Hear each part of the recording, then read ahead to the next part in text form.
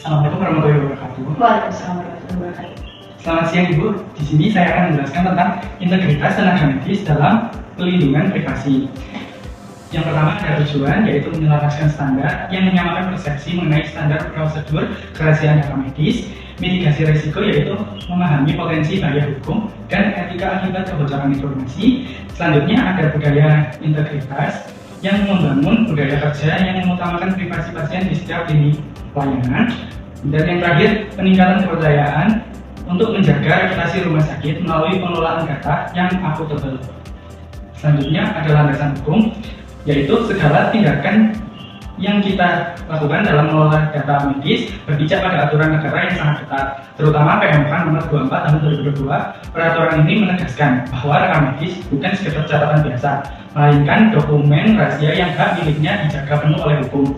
Sebagai tenaga medis, kita memikul tanggung jawab hukum dan moral untuk menjaga kerahasiaan tersebut.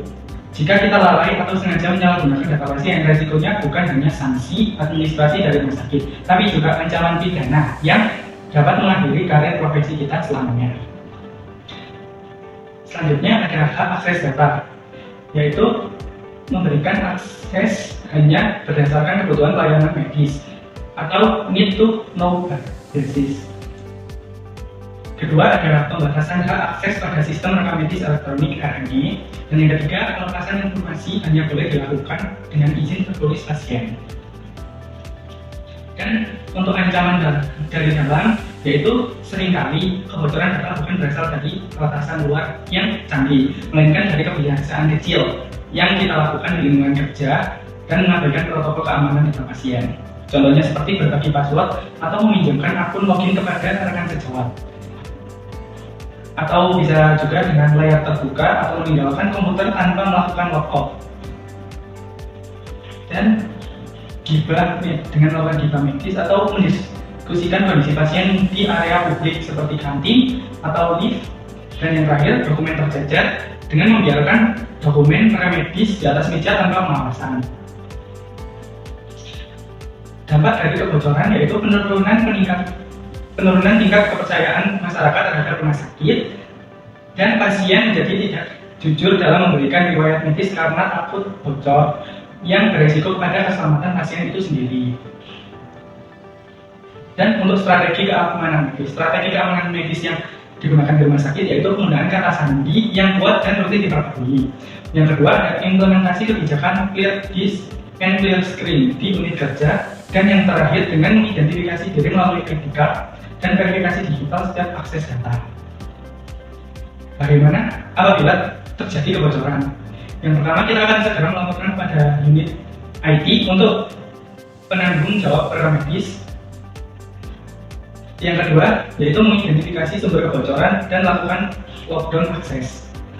Dan yang ketiga, memberikan transparansi dan permohonan maaf kepada pasien yang terdampak atau herd method. Dan kesimpulannya yaitu menjaga kerahasiaan data pasien bukan sekedar kewajiban untuk menggugurkan aturan hukum atau menghindari sanksi administratif semata, melainkan perwujudan dari rasa hormat dan janji setiap profesi kita kepada masyarakat. Di era digital ini, teknologi boleh terus berkembang dan sistem rekam medis mungkin akan berganti. Namun kepercayaan yang dititipkan pasien kepada kita melalui informasi medis mereka tetaplah abadi dan tidak ternilai harganya.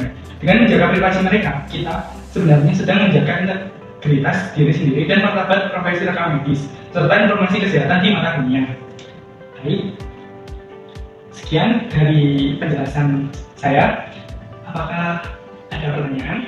Saya ingin bertanya ya Mas, data pasien yang sudah meninggal itu apakah dibiarkan begitu saja atau tetap disimpan kira-kira? Tetap disimpan dan dijaga kerahasiaannya selamanya, walaupun pasien tersebut sudah wafat dan hanya dibuka saat akan melakukan otopsi atau diperlukan di persidangan. Jadi data pasien tersebut tetap disimpan dan dapat terbuka itu kalau ada kayak surat kuasanya seperti itu untuk dibawa ke persidangan seperti itu ya Mas? Iya, betul. Baik, terima kasih sudah terjawab. Baik, terima kasih. Sekian mungkin penjelasan dari saya. Assalamualaikum warahmatullahi wabarakatuh. Waalaikumsalam warahmatullahi wabarakatuh.